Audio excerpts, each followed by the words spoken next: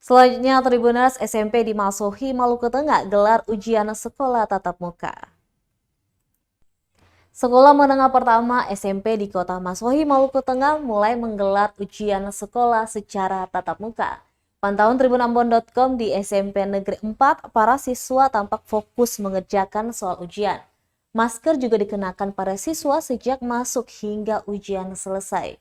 Kepala SMP Maluku Tengah, SMP 4 Maluku Tengah, Saparun Sitania, yang diwawancara mengatakan pelaksanaan ujian kali ini masih seperti tahun lalu, yakni tetap mengedepankan protokol kesehatan.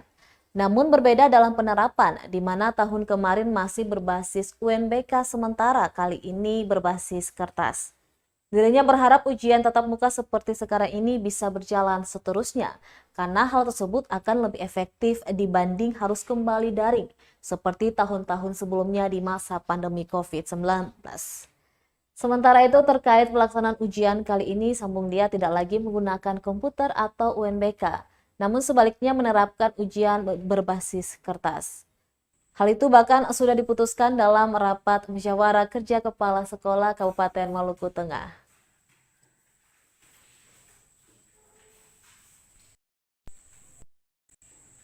Itu kita sudah membiarkan anak terlepas dari kita dengan kita menggunakan daring.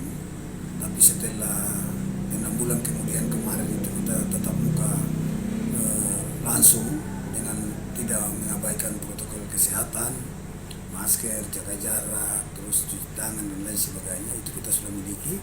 Maka kali ini kita sepakati untuk ujian menggunakan kertas itu agar supaya pikiran anak tidak teropsi dengan